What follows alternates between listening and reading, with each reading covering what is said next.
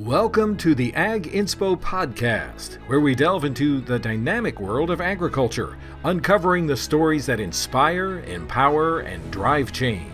Join hosts Rena Striegel and Ron Rabo as they explore the journeys of farmers, entrepreneurs, and leaders who are making a difference as they navigate the critical work of transitioning their operation to the next generation. From navigating family dynamics to developing the next generation of ag leaders, we'll bring you the insights and inspiration you need to thrive in today's ever-evolving agricultural landscape. So whether you're a seasoned industry veteran or just starting out, get ready to be inspired, informed, and empowered as we learn from best practices and a few colossal failures on the Ag Inspo podcast. Hello, everyone. Welcome again to another episode of Ag Inspo. We're really excited to have you join us today for our guest, Doug Stark. But before we get into talking to Doug, Ron, give me your 15 seconds update. What have you been up to since our last episode? Hey, 15-second update. Pretty much chasing kids all over the planet. I have a 13-year-old that decided he was going to become a wrestler. And I didn't even know what wrestling was all about. And I went into the first meet a couple of weeks ago and I thought, what on earth is happening? Like for those of you that are not from wrestling families, which of course I wasn't, I'd never even been to a wrestling match. You go in the gym and there's 3 or 4 matches going on at the same time and everyone's yelling at their own individual match and it's total chaos. And so I was like, wow, what in the world just went on? So we've been doing that. I had a great, as you know, I have my outfitting company and we wrapped up our hunts here about a month ago. And through some of our friends that we have with that, my outfitting partner and I were able to spend some time in Louisiana and the Gulf of Mexico in 6 and 8 foot seas out tuna fishing. And we always enjoy doing that and being out on the water. It was a little rougher than normal this time, but that's okay because the Wyoming guys did not get sick. Ooh, good job. The Indiana boys got sick, but not us Flatlanders. And so we've been doing that. I have an opportunity to give a couple of keynotes here since our last podcast, and I've been able to work with some great people with that. The most recent, I was with the Wyoming Food Coalition, and they just put on a great conference, great dinner, and had a chance to keynote that with a lot of really great innovative things that are going on in the state of Wyoming in the food industry. And so that was pretty exciting. So we are back in the office now, shipping grain on the farm and working on equipment and enjoying the melt off that we had from our first bit of moisture we had in 2.5 months. We had about 6 inches of snow and it was very, very welcome. So that's it on my end. And I know that you've been traveling all over the place. So fill me in on your schedule and what's been going on. Yeah, definitely. Lots of travel. This is always the time when things get like really exciting and busy as farmers come out of the field and are ready to start the discussion about what we can accomplish over the winter in terms of succession planning and getting their business plans in place for the next year. But I think probably the thing that's been the most time consuming is just getting ready for the Dirt Project event, which is going to be December 2nd through the 4th in Des Moines. So as most of you know from following along with us, we've got registration open for 1 more week. Registration will close on Thanksgiving Day. We do have some seats left. And of course, there's always the virtual option, which has unlimited seating. So that's kind of a nice option. The speakers are really gearing up. Presentations are starting to come in, and I'm excited about the content. We've added some new content that's around some financial management pieces like setting KPIs and scorecards, as well as we've got a couple of attorneys that are coming in that are really heavy hitters in the world of both tax law and estate planning. So we've got some amazing speakers that are going to join us this time. So if you are still kicking around the idea of coming and joining us for the Dirt Project, I sincerely hope you will. We don't offer that via recording. It is a once a year program. So we hope that if you're thinking about it, you'll just jump on the website, thedirtproject.com with 2 T's, and get yourself and your family registered because we would love to see you. So that is what I've been up to. But what And I'm that's a really lot. excited about, yeah, it's a lot. And I'm excited. We're down to the last few days, and anybody that's planned events, how the last few days are. It is insane and crazy and lots of excitement. So it's going to be really fun to get through the Thanksgiving holiday and then see everybody in Des Moines for a really exciting and very intense workshop. This is probably going to be our most intense one we've ever had from a schedule and agenda perspective. So we're just looking forward to it, and it'll be really fun, and it'll be good to give some updates to those who can't make it this time. But with all of that being said, and we're really excited for our guest today. So Ron, why don't you give a little intro to Doug, and let's get the real reason why we're here started.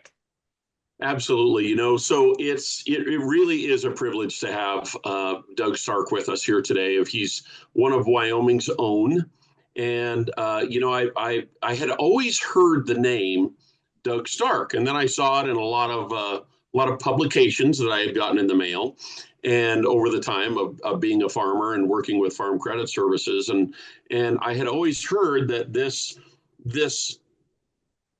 mysterious character in my mind was originally from Wyoming.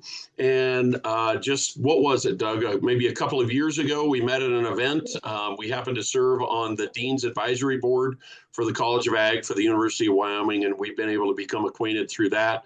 It's been a real privilege to be involved with that and to get to know just amazing people like Doug. Doug is actually a Wyoming native and had a very long history with Farm Credit Services of America, 37 years, which is a remarkable career, and ultimately ended up being their chief executive officer. And so serving as CEO in that capacity for Farm Credit. And I'll let him kind of, talk about this. But I think one of the things that's really impressive is that under his leadership, the assets grew from 9.7 billion, that's a B, to almost 26 billion. And the actual net income from 144-ish million to over 500 million. Just some very, very impressive things. And I'm really looking forward to hearing and learning more about Doug today, and most particularly, I think, about what his approach is to leadership and what's attributed to a lot of the success that he has had in his career and throughout his life. And one of the great things is that he has a farm just honestly 2 or 2.5 hours just north of me, and lives up there with his wife and enjoying the Wyoming countryside, and I presume a little bit less hustle and bustle than he once experienced in his career. So, Doug, thanks for joining us today. It's really awesome to have you. Yeah, thanks for having me. It's been an interesting journey over the years from my time at the University of Wyoming, of course, and then into the business world and ag finance, and then now as a people say a retiree, but my wife would tell you that we didn't really retire, we just changed professions. So I kind of slid around, Ron, from one side of the desk to the other, if you will, because now I'm the one that I'm not necessarily talking to the banker every day, but now I'm the one doing the things that we used to help finance and help thrive. So it's been fun. It's been a fun journey. Well, and you're doing that in back home. I know you're from Central Wyoming, and now you're, I guess, would be more Eastern Central Wyoming. I don't know if you can call the area that you're in quite central, but not far from where I'm at. And it's a tough climate. It's different than a lot of the folks that Farm Credit works with. Obviously it incorporates the state of Wyoming, but there's a lot of Midwestern states in there as well, and it's just a different environment. And so I would just be interested in hearing a little bit about, and I think our audience would love to hear a little bit about your story about you growing up on, a dairy farm in Central Wyoming, and really a kind of a smaller one of, I guess, most people call it a smaller town in Wyoming. We'd call it one of our bigger cities. but that's a relative term, right? And to just really learn about what your journey was there and kind of what your intentions were on how you started and your journey through the University of Wyoming and what brought you to the financial world. And could you just kind of walk us through that and just so we can get to know a little bit about that story? Yeah, and I'll make a long story short and fairly succinct, Ron. But growing up in Riverton, Wyoming, which is west central part of the state, a little irrigated valley down through the middle part of the state that follows the Wind River there, and so there was irrigated water and a canal system, flood irrigated. We didn't really have any pivots at the time. That technology wasn't really developed, and certainly out of the ditch, it wasn't developed hardly at all. But went to high school there, and I wanted to farm when I got out of high school. And so the first year, I kind of dabbled at it a little bit. I rented a farm and used my dad's equipment, and that didn't really work out both financially. I didn't have enough farm ground really to make it all work, and I frankly didn't really know what I was doing from a business standpoint.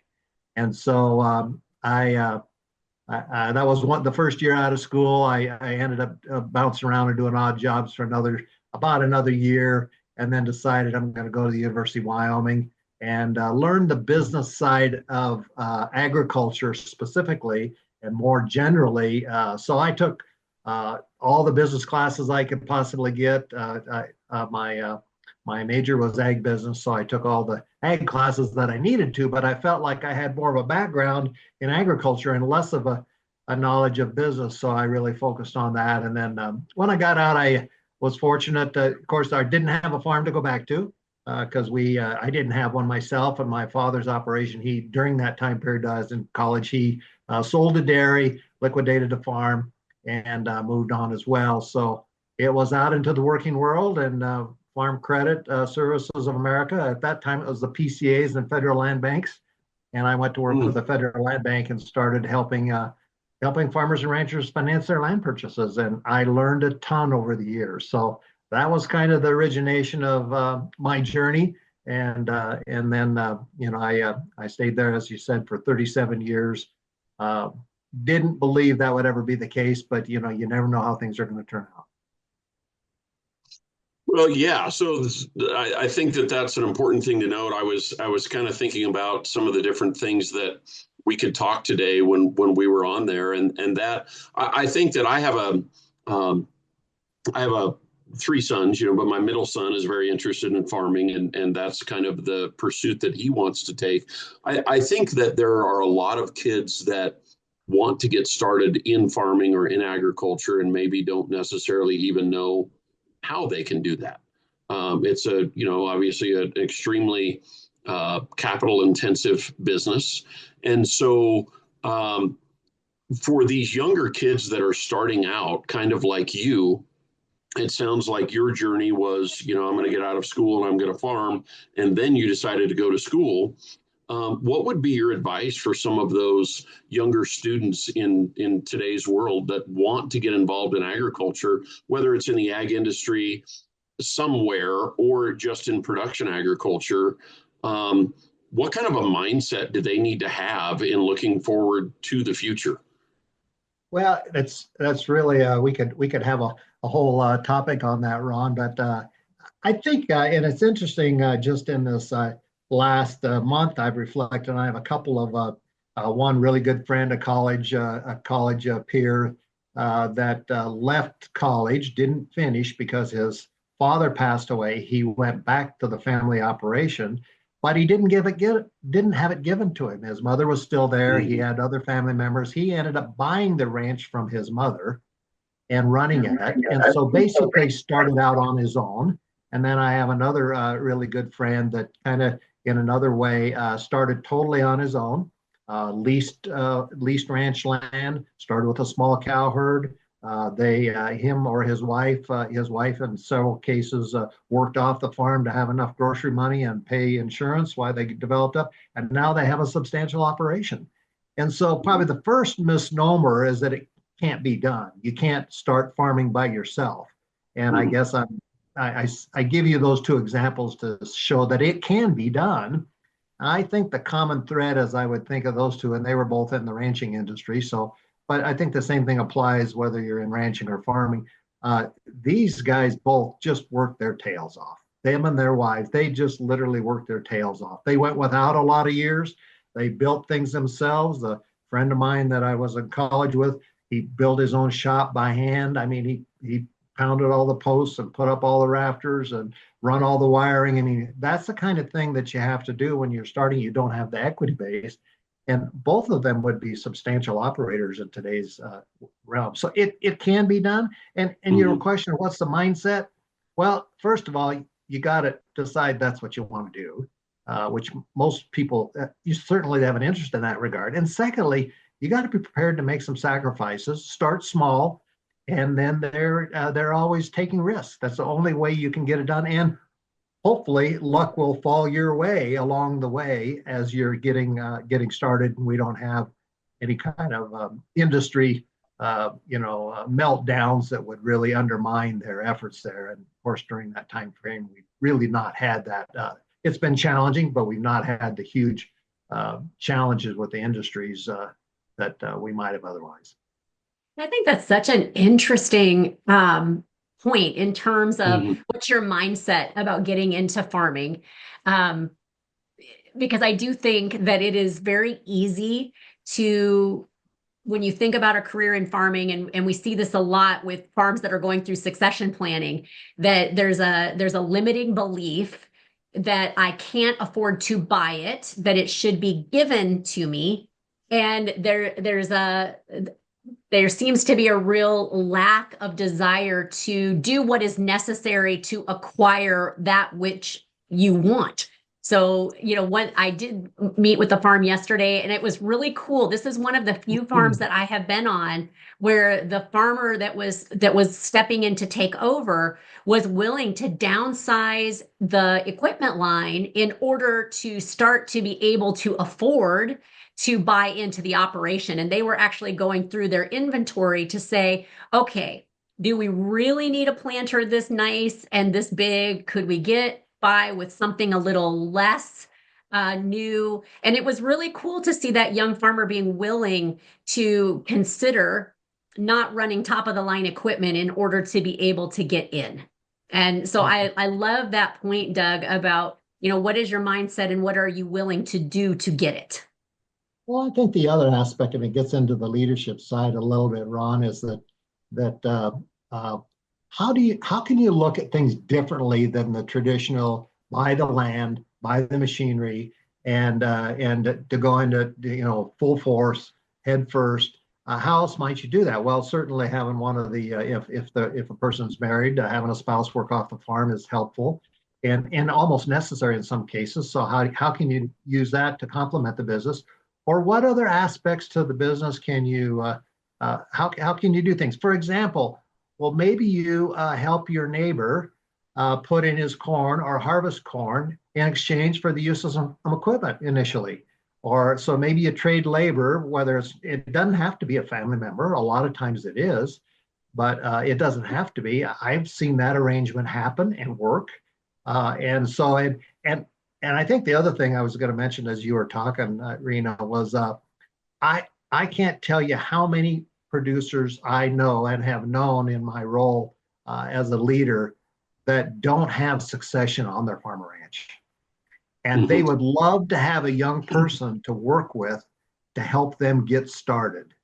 And it doesn't mean they're going to give their farm or ranch to them. They might have sons or have family, sons or daughters that aren't on the ranch or interested in the ranch, but they would get a break and they would develop a lot of knowledge. They would learn a lot of the aspects of farming and ranching, make connections, and I would guess that they would get some break on working with an established producer that needed that or was desiring to transfer their operation into a young person's hands. Yeah, the farm that I was on yesterday, that was the case. It was a gentleman who didn't have a lineal descendant as a successor. And the young man that he was working with was his best friend's youngest son, because their farm was not large enough to support his two sons. So the older son was on the family farm, and the younger son is now working with the farmer to take over. And it's interesting because the farms are neighbors. So much to your point, they are synergistically working together and they are supporting each other. But the one son's got farm A and the second son's going to have farm B. And it's gonna work out really great. It was really, really fun to see these Yeah. men talking about the future and strategizing, and it was really cool. So I do think you're right. There's a lot of farmers out there that are kind of stuck in time because they're not quite sure what to do with their farm given that they don't have a lineal descendant to take it over. Yeah, and that probably leads me to and I talk about this with people all the time. I think it's really a foundation. I went on hundreds and hundreds of farm business visits with our customers over the years. And the one thing I observed in every case is nobody ever regrets what they've done. They always regret what they didn't do. And the most classic example of that is we'll drive by a farm, and most of the time, these are established producers, and they'll say, I had a chance to buy that quarter back in 1969 for $500 an acre, and I passed it up. We could have made it work, but I just was too stubborn because the guy wanted 500 and I only wanted to give him 450. And guess what? It's worth 15,000 today. And I think that is so true. And with young people, you got to almost have that mentality that you've got to take risks. And in many of these cases, these people could afford them, or it might have been tight, or they might not be sure whether it would work out. But in the long run, it would have. And they didn't take the risk, and they regret it their whole life. And it's just funny how people regret what they didn't do. I've seldom, hardly ever, had a producer tell me that I bought this farm next to me years ago, whatever. I wish I wouldn't have done that. That never happens. Isn't that fascinating? I think that's yeah, and it's just having a different perspective, right? So I find that that ag is not a level playing field, and I find that a lot of people who are trying to start out, or people who are struggling, trying to figure out what direction they want to go, it's really easy to look at what you think your neighbors are doing, and what you think your growth rate should be in comparison to that. And so keeping that in mind, that you're not going to regret the things you didn't do, but you're not going to regret the things you did do, but you'll regret the things that you didn't do. How do you think that, I mean, what would be your advice for just working through that challenge of trying to struggle to look at your own operation and what works for you when it seems like everyone around you is doing everything right, and you feel like you're kind of juggling all these balls, not being able to necessarily make all of them fit? I mean, is there a formula or a mindset that has to exist with that in order to overcome that mental block, or what we think is a block to our growth or our own individual success in developing our own operations? Well, yeah, Ron, I think it comes from the fact that we only know what we know, and we don't know what we don't know. And so where I'm headed with this is that it gets back to being innovative, being entrepreneurial. So what might you do to enhance the revenue or the value from your activities? So whether that's hosting, maybe you host and develop a program at Halloween, and you have a little maze through your corn and pumpkins and put on a feed or do whatever. Maybe there's some other tourism that you can employ. Maybe there's other assets on the farm that you can look at, whether it's a gravel pit or something that you could develop. So how can you look at what you're doing differently? Or maybe it's even in how you put together a financing or acquisition package. And let me give an example. This is near and dear because the ranch that we built our home on and we're living on now, my wife and I bought when I was 32 years old. And we went to the owner, And we said, we can't afford to buy that place. He said, well, he was adamant about getting a certain price per acre, but he was willing to carry the paper. Well, that was back in the mid 80s, Ron. You know how things were, mid to late 80s, actually, mid to late 80s. Things were not very good then, and financing was tough. Interest rates were 11%. I didn't have enough down payment, nor did we have enough equity to put into it. So we went to the owner, said, I tell you what, we'll put this much money into it if you'll carry the paper. And he gave me a whopping break on it to 9.5% interest. Wow. Today, we think we'd get robbed, but that was a deal back then. And of course, we had off-farm income to supplement, to fall back on, to make our family living. So we bought this ranch with the idea that all it had to do was maintain its operating expenses. And a part of the ranch, we couldn't afford the whole thing. I said, how about we take these two sections and put on a lease purchase agreement? The lease option will go towards the purchase price. And in 5 years, then we will execute the option and we will bring it under the contract at that same 9.5%. So basically, he got the price that he wanted, and I got into the deal, paid more money than it was worth on a per acre basis. Well, it was all said and done, if you imputed the cash lease, we come out pretty close to what the market value would have been anyway. So my point is, how do you look and think of things differently than a lot of these producers that have the assets we talked about, and they don't have people that would succeed them in their operation? They don't want the whole money. They don't want to pay capital gains tax on everything.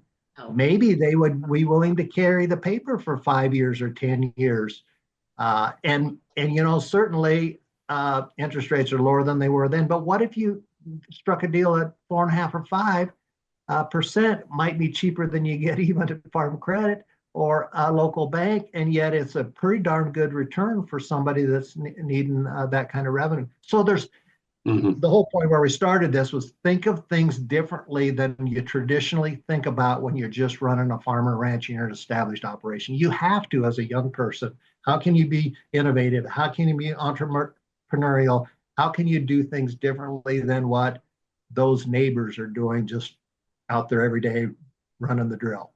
Ron and I got to hear a speaker about a year ago who talked about, we get too fixated with thinking outside the box, and instead we ought to think about how do we work within the constraints that are in the box and being creative, like you said, right? The constraints are what they are, right? Maybe it's young, maybe it's I don't have a down payment, maybe I don't have something.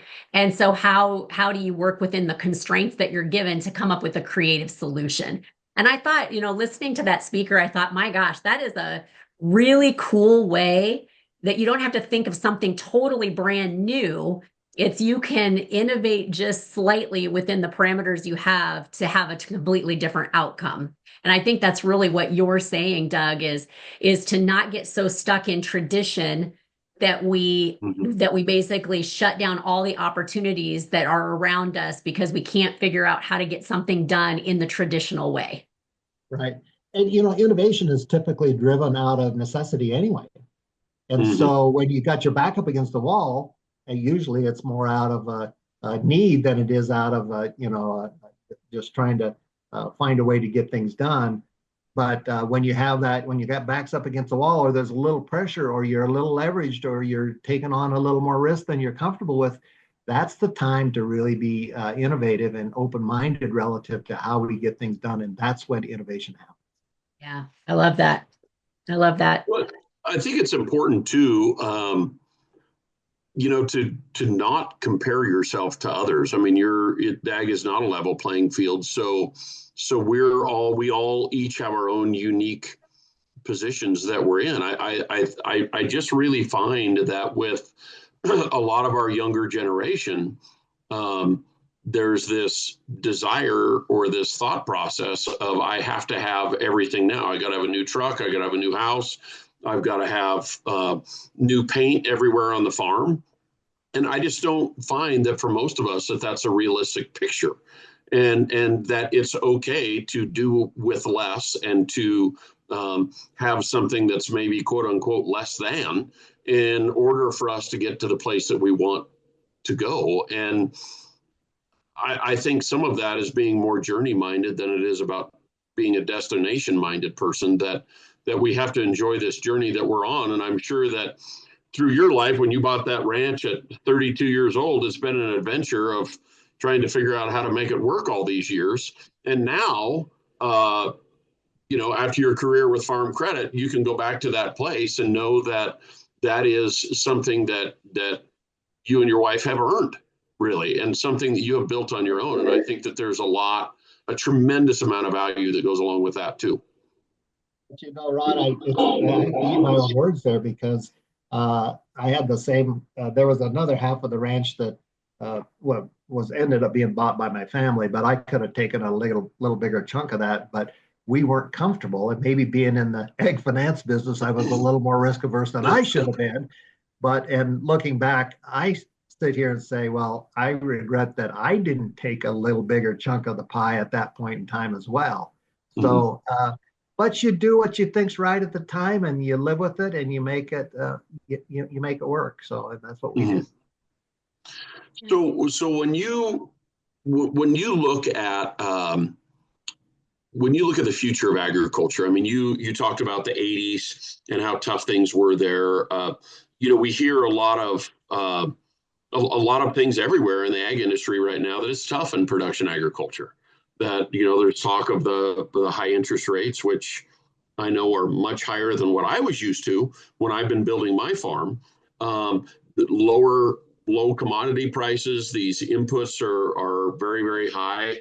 From your long-term perspective over a 40-year career, essentially, in that business and the ag finance business, and watching production agriculture probably struggle through those times, in your view, is this just kind of another blip in the road that we have to all just kind of put the blinders on and really tighten up our belts a little bit and really pay attention to cutting the fat out of our own operations so we can get to better times? Or is this really truly unprecedented times? Or what are your thoughts there? I mean, are we really as deep and pour off as we think we are?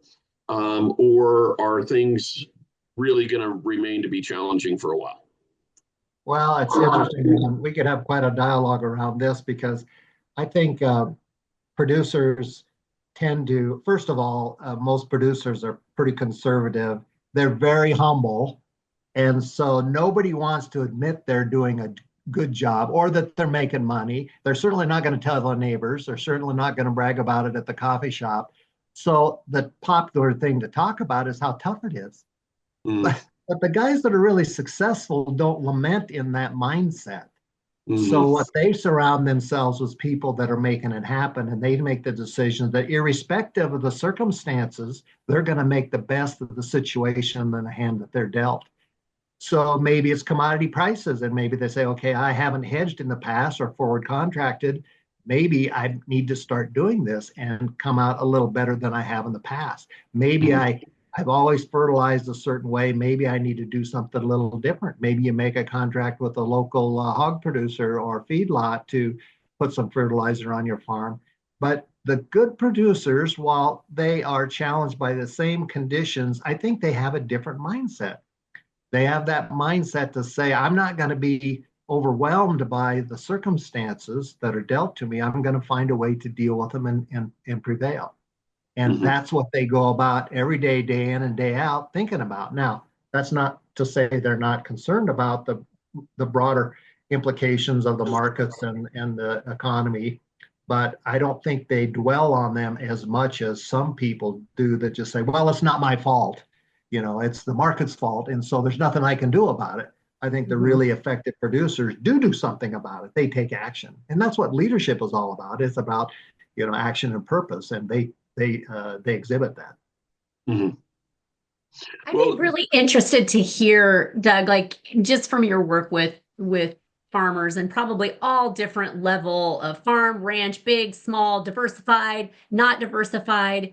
What have you seen in terms of leadership You know, when we've got those, you know, the G1s, right, that are, you know, starting to get their operation and their family ready to go through a succession. What have you seen the really successful farm families do in terms of successor preparedness? What are some of the top things that you've seen?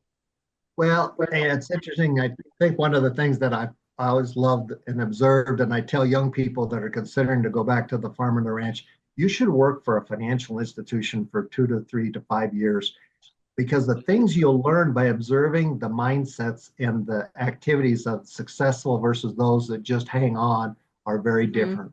And it would be really interesting. And as an example, and you guys know this as well as you might have a producer that runs 100 cows, and maybe their a spouse works, one of the spouses work off the farm, and they're so busy they don't have to come in and they don't have time to come in and make their appointment with their financial officer. And the next producer will be running 1,000 cows, feed 3,000 calves, and be farming 1,000 acres. And obviously they have hired men, but it's again gets back to that mindset. They have a different mindset in terms of how they go about running their business. And it gets back, I think, in part to leadership, because you can't do it alone as you grow your business. And Ron, I'm sure you've seen this in your own operation, is that, and that's where leadership comes into play. And I think you got to set a vision for your operation and what you want to accomplish as producer, even as a young producer. So if your vision is to be, a commercial producer of a certain size or whatever, and that's what your vision is, you'll start working towards that, as opposed to, well, I'm just going to go out and do the best I can and hope that I prevail. And when the circumstances deal you a bad hand, then you lament the fact that it wasn't my fault, as opposed to, well, I have control over this. What am I going to do? And recognize that you have control over the outcome, more so than you probably think. And so what actions are you going to take? They're not going to be obvious.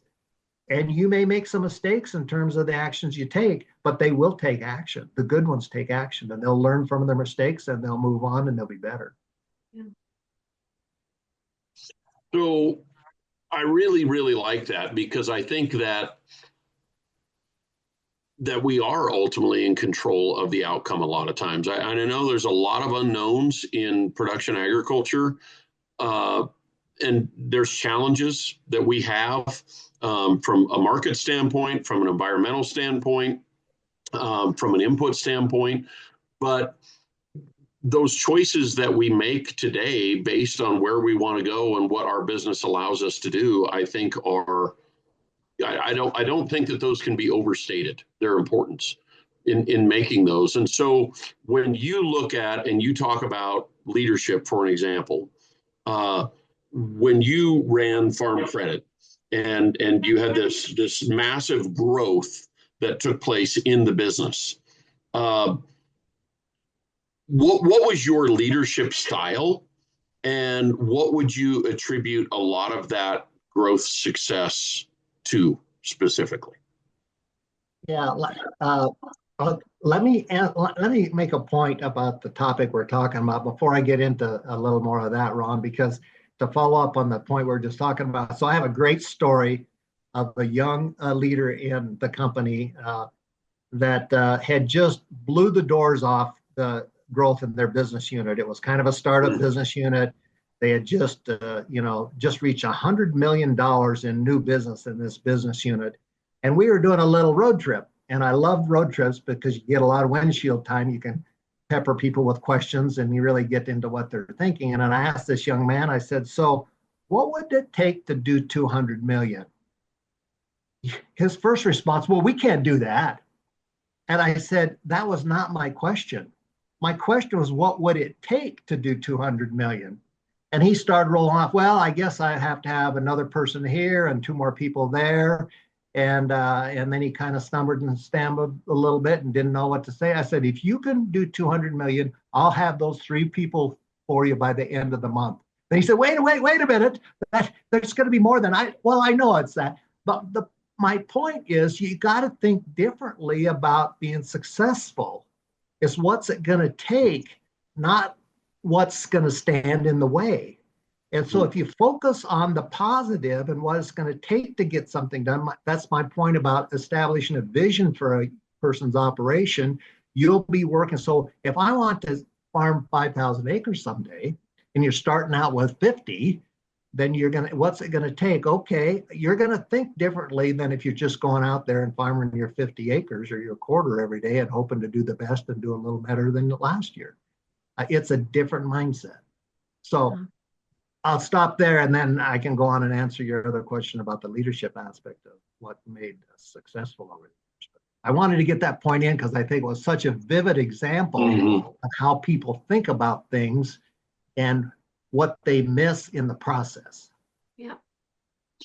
Yeah. So when you is a lot of that, just going back to that a little bit, is a lot of that with guys that have built businesses like that, that have really, really grown like that. Do you find that it's because of, I mean, obviously they have a vision, but do you find that it's because they're diversifying outside of what they're doing, or are they just really honing in and really getting better at the one or two things that they do? Are they spreading themselves thin, or are they remaining focused? I mean, is it kind of all over the map, or what's your experience there? I would say I think this is the best kept secret in agriculture, and for ag producers. Is there are a lot of really good producers that have been successful. They've learned what's worked through trial and error, and they've capitalized and focused on the positive and kept building from there, as I explained a little bit ago. But the best kept secret is they may or may not have been doing it intentionally. Leadership and the aspects of leadership, if you can make those things intentional and create what I would call a conscious competence around those capabilities, be conscious of what you're doing and why you're doing it, not just doing it. So actually sitting back and evaluating, well, this is what happened, why it was successful, or in a leadership perspective, really developing those characteristics of effective leaders and then continuing to apply those to get things done through other people. So as you grow an operation and you're dependent on, maybe it's just your son or daughter or son-in-law or whatever, family members, maybe you can get by with without a lot of more intentional leadership because everybody's there. But imagine what you could do if you really establish a vision and everybody knew what you're doing and why you were doing it. Yeah. And you made that very public. And that everybody in the organization, including your family members or your hired man, knew why you were doing what you're doing. And it was more than just, I want you to help me make more money. It's got to be something broader than that, bigger than that, more attractive than that. And then started working your way down. And so, I think that's a big part. That's the the first step. And then as leaders and people, and once you start leading other people, the game changes. And then you got to be effective in your people skills.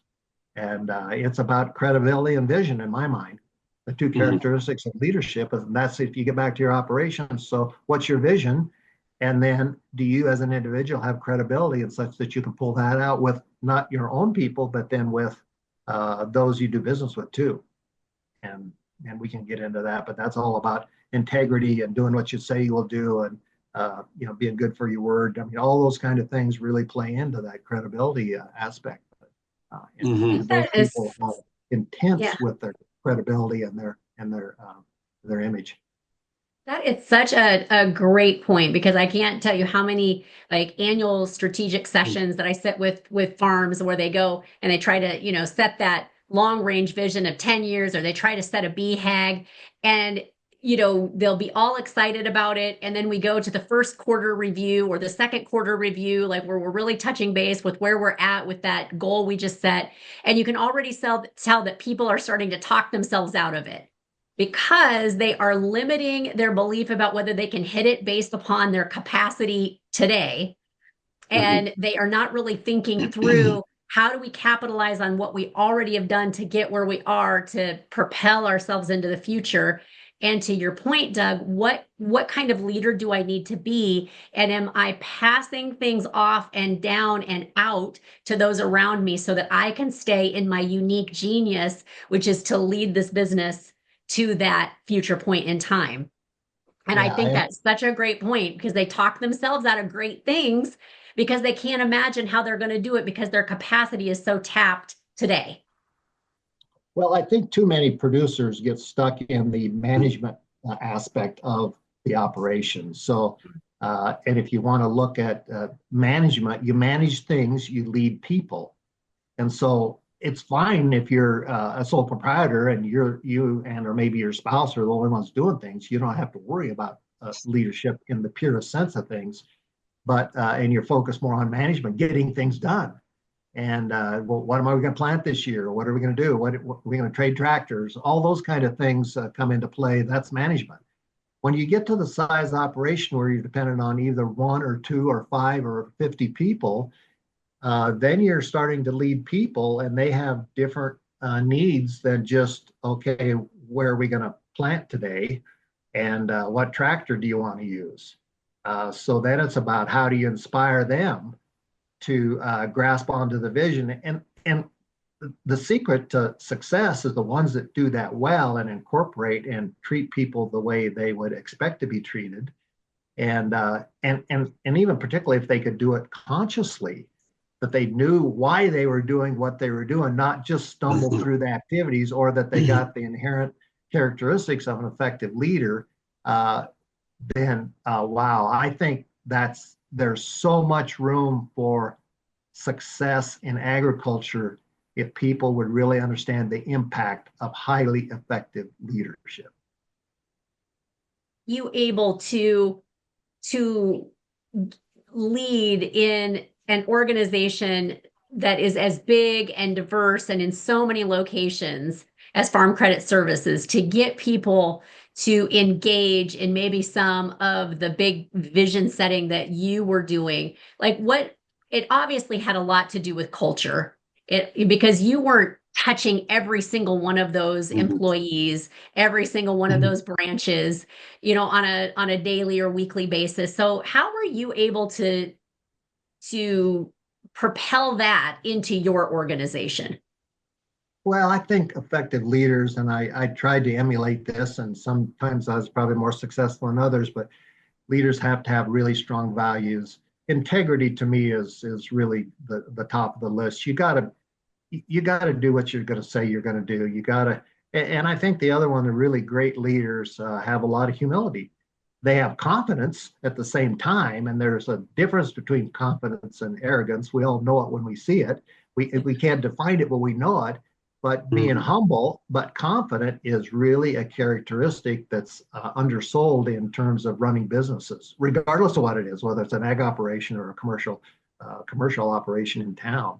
And then being able to really, the other aspects of leading people then are, how do you give them the power and the information, the resource after you once set your vision to do what they need to do and not be prescriptive about how they do what they do.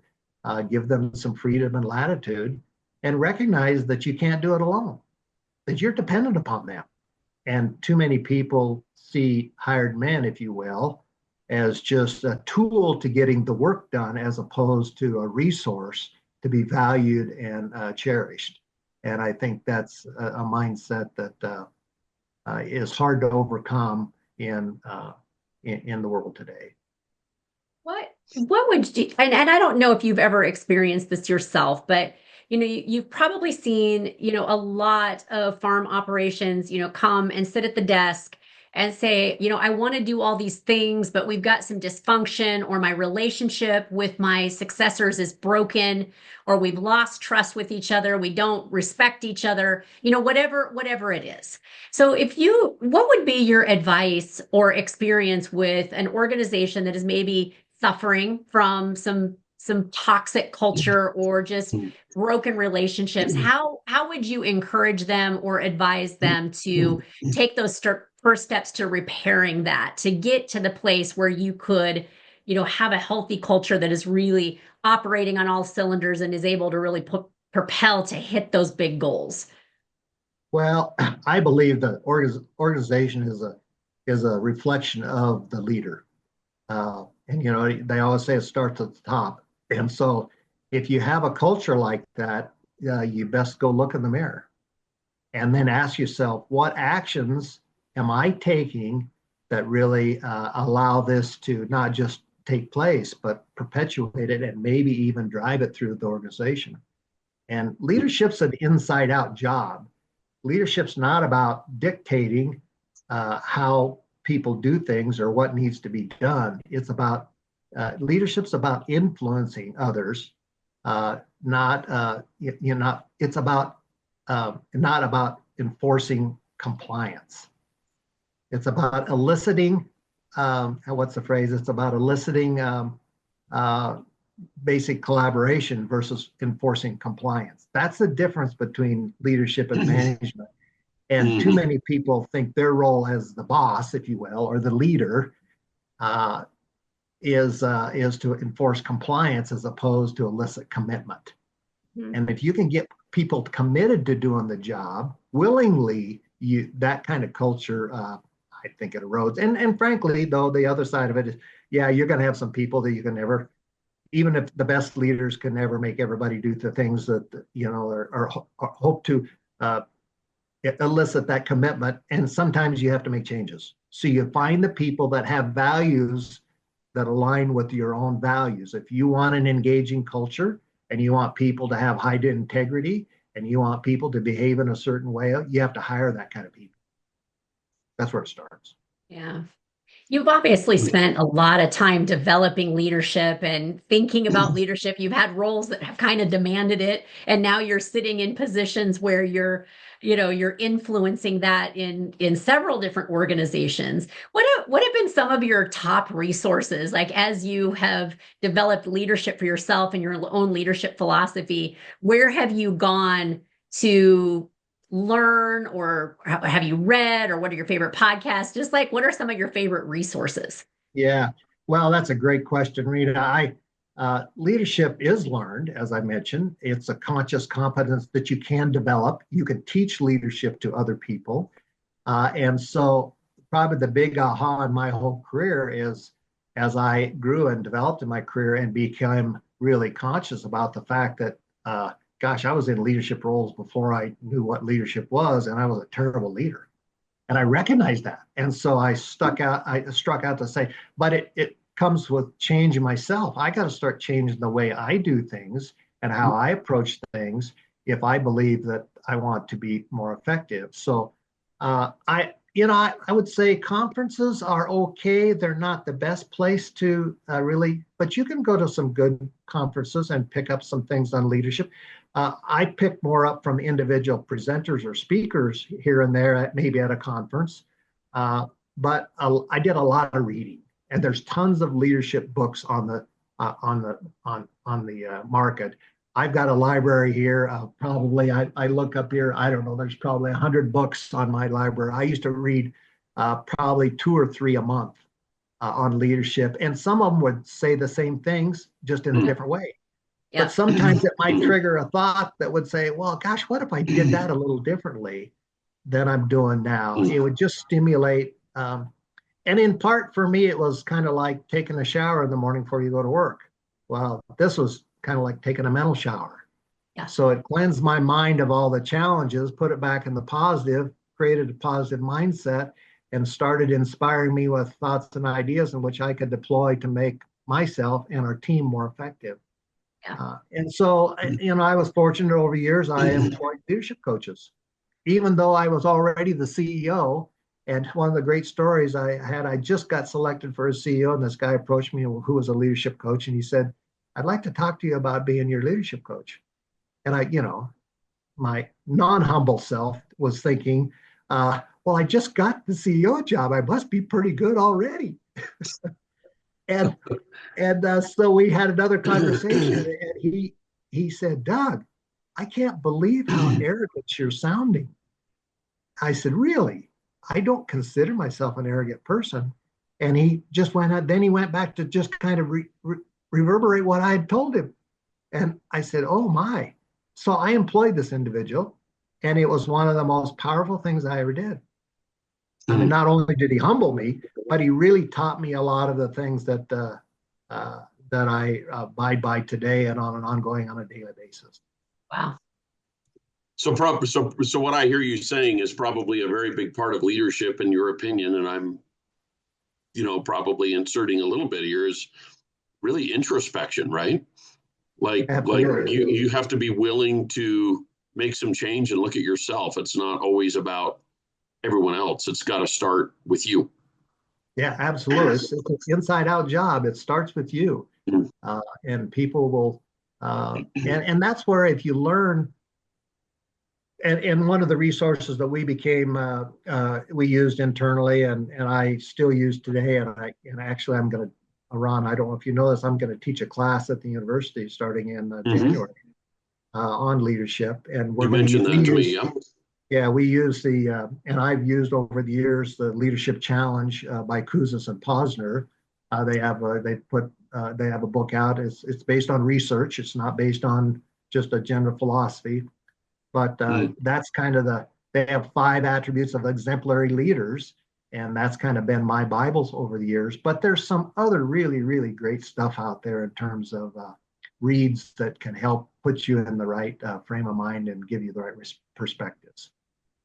What was that one that you're going to base the class off of again? What was it called? It's called the Leadership Challenge. And you can just Google that, and they have a whole website full of materials, and they have a book, and they have a Student Leadership Challenge program now, which is kind of what I'm basing the class off of. But I've used this material for basically 20 years now. Mm-hmm. Awesome. Thank you for sharing those resources. I think, I really like working with farm families that are investing in learning in some way, whether it's they're reading a book, as a leadership team and discussing it, or, listening to podcasts and having a conversation about it. And I've got several farms that have done that now for years, where they have sort of as part of their strategic planning, they say, well, what books are we reading this year? What is it that we're going to do to develop ourselves as a team and as individual leaders? And I have found that those farms, as I look and reflect and watch what they've done over the years, has really been amazing in terms of their interpersonal dynamics are so much better.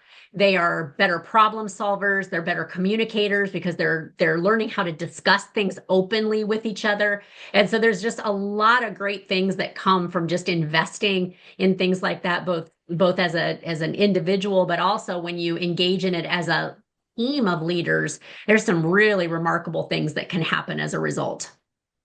Yeah, I think one of them, both in agriculture and in business in general and agribusinesses, is that we all lament the fact that finding talent or finding the right resources to help on your farm and ranch or in an agribusiness is really challenging. I mean, the talent world is really, really tough out there.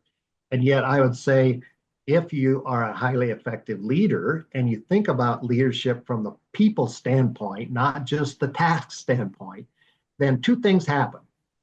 First of all, you get people that you retain the good people, because they stay because they want to work in a good environment where they're trusted and respected, and they're given the latitude to do some things, and they have a little bit of input. Their input's respected, even though they're not an owner, those kind of things.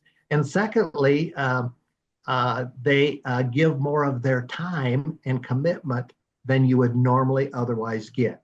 And a quick example would be that is maybe they volunteer or they take the steps to make things better or prevent something from happening that maybe if they were just an hourly worker and didn't really care, they wouldn't do. And if you think about agriculture operations, if you could cut down your turnover and you could get people to really engage and be committed to doing as good a job as they, you get their head, not just their hands, or you get their heart, not just their hands and their head. Wow. Think of how many ag producers and ag operations could really just, and I think that was, and Ron, you mentioned our growth and success in growing net income. I think that was a big part of it when you start respecting people, trusting them, treating them like adults, and inspiring them with where you're trying to go. things happen that you can't even imagine. They do things that you go, wow, where did that come from? Yes. Hmm. Yeah.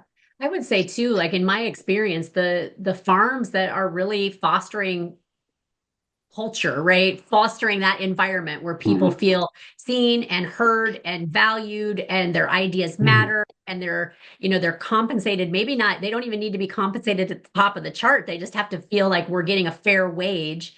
But if they feel like they really belong there, it's amazing how I can go on one farm and they're just struggling so hard. They cannot find people. They just have this belief there's no one out there. I'll go to the farm and they're like, oh, we've got people lined up to work here. We Right. never have problem getting people. We're always got enough Mhm. people, and the people that work here are awesome. So Yeah. it's funny, you can almost see from just that one statement, okay, well, what's the culture like? Because it's probably not Right. being driven by hey.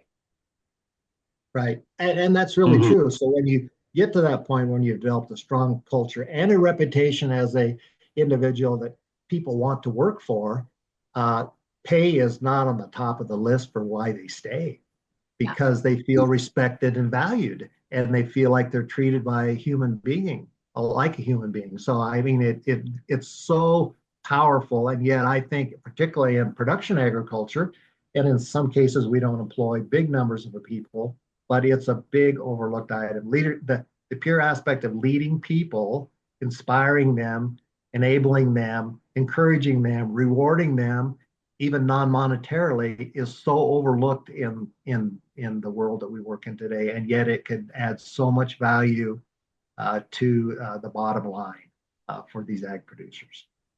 Well, it's going to be really exciting to talk to you after you teach this class because I know from teaching college courses myself, you always walk in there thinking that, okay, let's see how this goes. And then you end up getting so much back from those students. Like you just get a completely different perspective on the material and they teach you as much as you teach them. So I'm going to be really excited to maybe circle back with you and hear how that semester has gone for you and hear what takeaways that you had from that.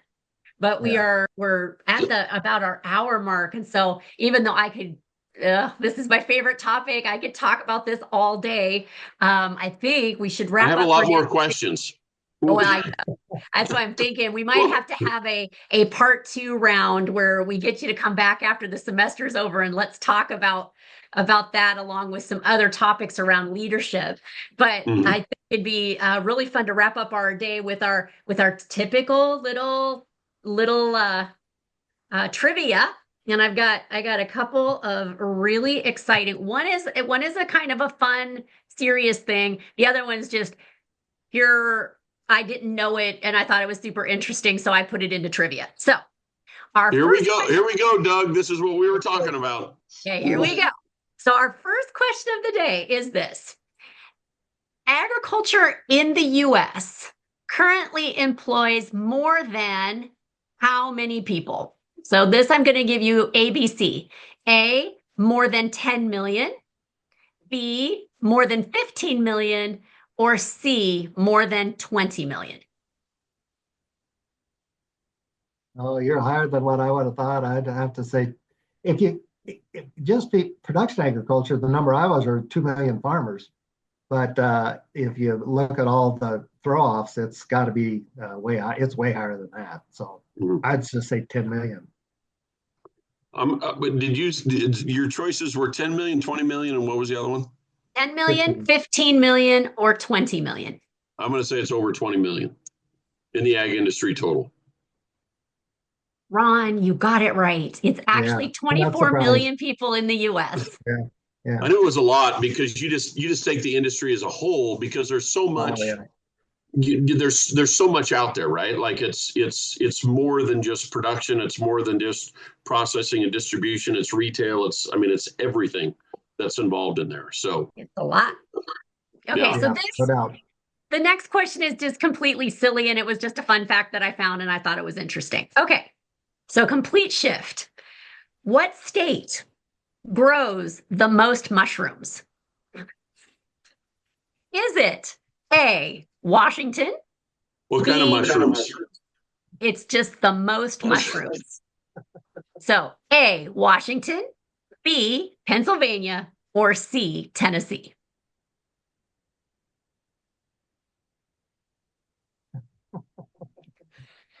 Oh, yeah, that was a trick question there. My answer would be Pennsylvania, Okay. I have no actually. idea. It'd be purely a guess. So yeah, probably Pennsylvania sounds as good as any I could come up with. Well, you are correct. It is Pennsylvania. Ah, Pennsylvania actually grows 2/3 of the mushrooms in the United States. wow. They grow that much. Okay, so I didn't know that. And my answer was purely based, obviously, on speculation. But I have some hunters that used to come here and hunt from that area, and they were just all about mushrooms. They were like, "You have to come out. You have to go hunting mushrooms." And I thought, if I'm going to be hunting anything, it's not going to be a mushroom. That's for sure. So I was just completely blown away by the fact that apparently out there everyone's just fired up about mushrooms. I had no idea that it was such a big deal. And I wonder why you would eat fungus. But then again, there's a lot of things that I wonder why you would eat, There you go. There you go. So particularly some things that we have here in the West. Yeah. Well, and I'll tell you, this day is really disappointing, Ron, because this is the first time ever that you've gotten both questions right. Now, hold on a second. Is that true? That's true. I'm And not so sure it's now- true. I'm gonna have to backtrack on a few episodes here. Well, I'm going to tell you, now we are going to up our game. Now we're not going to do any of these softballs for you. Either that or you're sitting over there and you got Mason sitting off to the side, Google searching and feeding you answers.